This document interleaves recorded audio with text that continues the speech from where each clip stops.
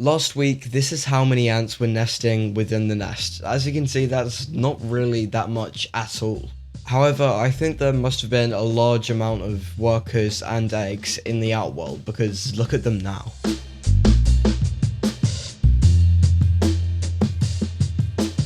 This colony didn't actually lose quite as many workers as I expected, but it's still a significant amount. But I genuinely think that there's more brood and eggs and larvae and pupae now than there were before the escape.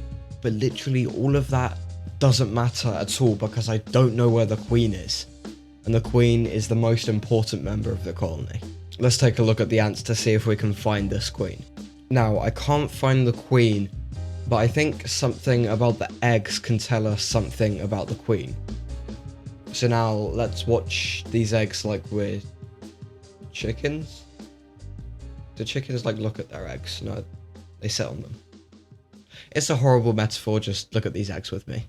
So I've got big eggs, small eggs, and really small eggs. Why does that matter, you ask? Because the fact that they're really small tells us that they've been laid quite recently.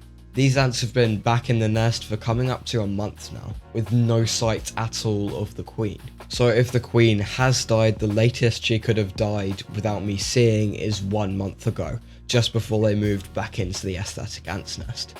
I know this because there were really small eggs at that time and they had to be laid by some queen. But right now there are eggs of almost exactly the same size. I'm talking about freshly laid eggs. It is a possibility that these eggs have for some reason just not developed at all since being laid around a month ago, possibly, but I don't really think that that's that likely.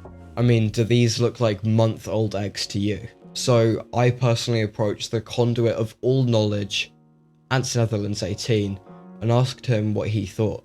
And I actually expected him to back what I was saying up, but he didn't. So I'm just going to read out his message because it was really interesting and I had no idea that Camponotus Nico could do this. So he's saying that if the queen is dead, which I don't really think she is, I think she's hiding somewhere but I just haven't seen her.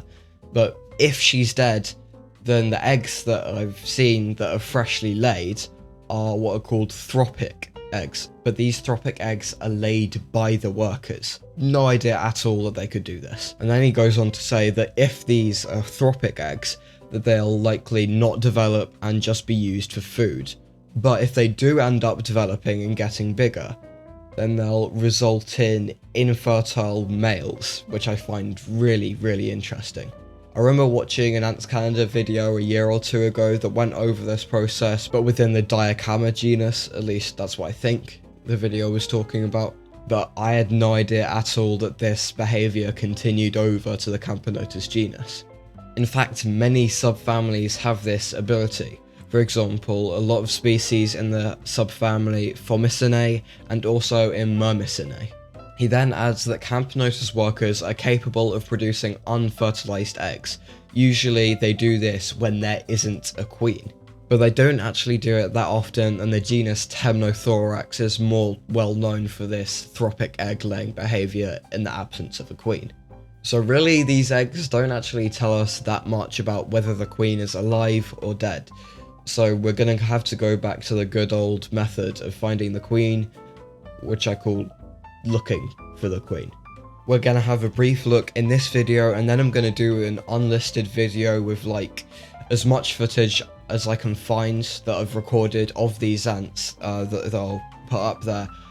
And if you'd like to watch and see if the queen is there, then I'd really appreciate it. You don't have to, but I've spent like an hour filming this for you.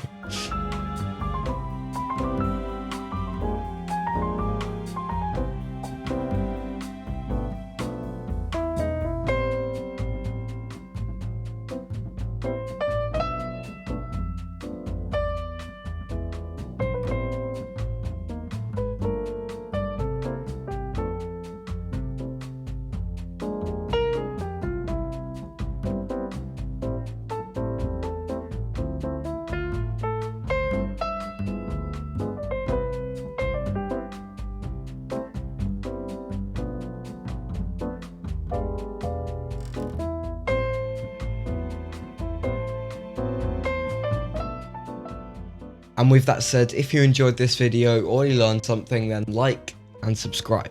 If you didn't, then don't, and I'll see you in the next video.